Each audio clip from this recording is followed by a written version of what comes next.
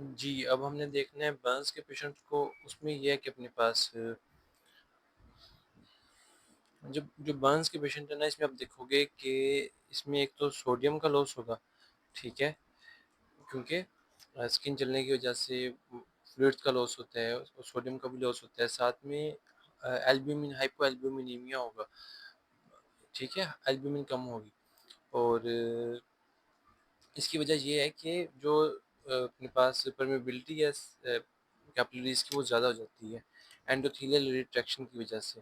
Endothelial retraction होता है कि इन्फ्लेमेशन में ना, जो मतलब यही यही है कि कैपिलरी की पोस्ट कैपिलरी वेन्यूल्स खास तौर पे ना, उनकी परमेबिलिटी में इजाफा हो जाता है।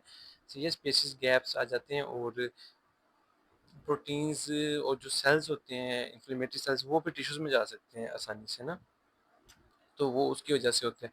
अब जब ये हाइपोएल्बुमिनी मतलब जब प्रोटीन्स निकल जाएँगी खून से, तो साथ में वाटर वगैरह भी ले जाएगी, तो पीछे विस्कस हाइपर विस्कस हो जाएगा ब्लड, जिस तरह उसमें होता है ना हाइपोवोलेमिक शॉक में जिस तरह होता है, हाइपर विस्कस हो जाएगा। हाइपर विस्कोसिटी ज़्यादा हो जाएगी। 40% बर्न्स का पेशेंट है, उसमें कहते हैं कौन-सा आयरन की डेफिशिएंसी की वजह से एक्शन पोटेंशियल कम होगा? हाइपोनेट्रीमिया की वजह से। और मेजर कॉम्प्लिकेशन क्या है कि कॉन्ट्रैक्चर डेवलप हो जाता है बर्न के बाद, आपको पता है। इन बर्न्स के पेशेंट में प्रोटीन एल्ब्यूमिन की डेफिशिएंसी हो जाती है, मेटाबॉलिक रीअरेंजमेंट्स में हाइपोनेट्रीमिया हो जाता है बर्न्स के पेशेंट में। और एल्ब्यूमिन हम चेक करते हैं उसका न्यूट्रिशनल असेसमेंट करने के लिए। विस्कोसिटी क्यों ज़्यादा हो जाती है? वही प्रोटीन्स का लॉस हो जाने की वजह से। पीछे भी जो खून गाढ़ा बच जाता है, पानी भी साथ में चला जाता है ना, थर्ड स्पेसिंग हो जाती है। Patients with 40% burn injury develops oedema, तो उसको हाइपोएल्ब्यूमिनीमिया की वजह से। और केस कैसे आप डिसाइड करते हो कि स्किन ग्राफ्ट करना है कि नहीं करना है? इसमें ना हम लोग उसकी डिग्री पे करते हैं। अपने पास स्किन जो बर्न्स है ना, उसकी फर्स्ट डिग्री है, सेकंड डिग्री है, थर्ड डिग्री।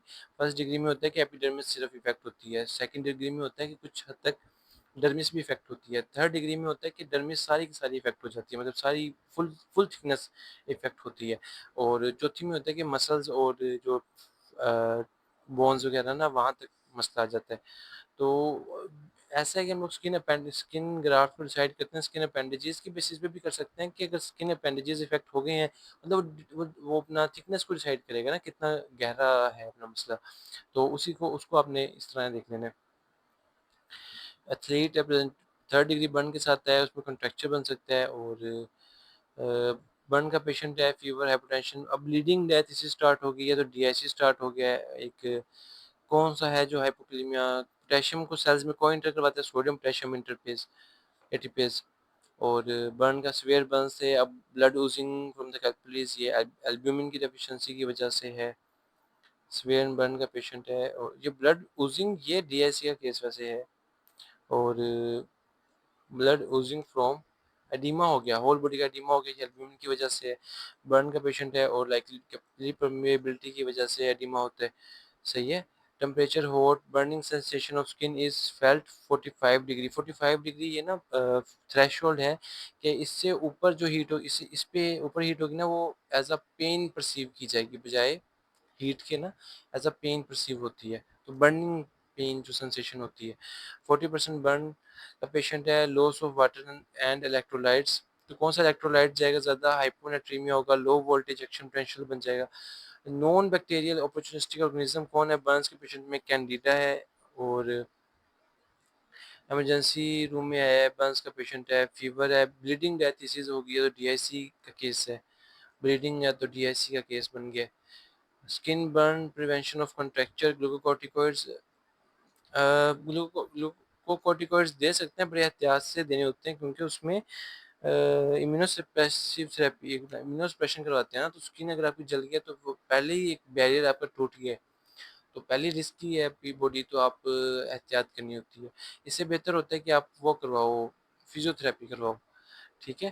केटामीन हम यूज़ करते हैं repeated dressing of burn patients की, क्यों? क्योंकि इसका बहुत अच्छा एनेस्थीसिया एनाल्जेसिक इफेक्ट है।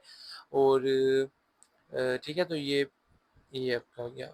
इस और ऊपर से ये है कि रेस्पिरेटरी डिप्रेशन भी नहीं करवाता। अगर सपोज़ चेस्ट वगैरह पे जला है ना, या फिर इस तरह कुछ, तो रेस्पिरेटरी डिप्रेशन भी नहीं करवाता, वो पेशेंट वैसे ही शॉक में जा रहा होता है। यंग चाइल्ड है, हिस्ट्री बर्न वगैरह सब कुछ। एडिमा डेवलप हो गया क्यों? एंडोथेलियल रिट्रैक्शन आपको पहले बता दिया। ये सिंपल है, क्वाशियोरकर है और मरासमस है, प्रोटीन एनर्जी माल न्यूट्रिशन के केसेस हैं।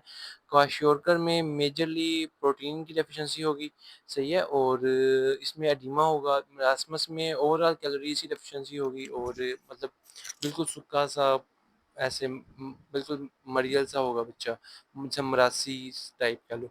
और क्वाशियोरकर में वैसे मतलब उसका होगा, फैट भी होगा और एडिमा भी होगा, ठीक है, लेकिन मेजरली प्रोटीन डेफिशिएंसी होगी, एल्यूमिनियम एल्बुमिन कम होगी, ठीक है। ये क्वाशियोरकर का है और ये मरासमस है, ठीक है। इसमें आप देख रहे हो उनके फीचर्स लिखे हुए हैं। यहाँ से हम देखें तो 6 साल का बच्चा oedema, kwashiorkor oedema, kwashiorkor oedema, albumin कम है। One of the following is not the feature of malnutrition in elderly thrombocytopenia. ये एमसीक्यू देख के डिसाइड होगा।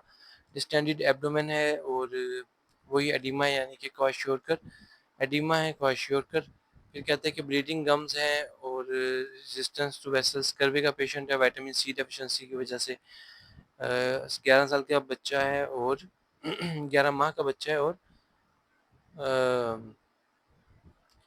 सेमी अनकॉन्शियस है, लिस्टलेस है। और अब देखें तो एक सिंगल पर्पल कंट्यूजन है थाई पे, ठीक है ना। तो ये एक सिंगल लोकलाइज जो इशू है ना, ये आपका कोई ऐसी बीमारी में नहीं होगा, ये डेफिनेटली उसे मारा है किसी ने। तो वहाँ से आपने याद देख लेना है कि फिजिकल एब्यूज़ है। अब हमारे पास कुछ ग्लाइकोजन डिसऑर्डर्स स्टार्ट हो गई हैं, इनको हम अब डिस्कस करते हैं।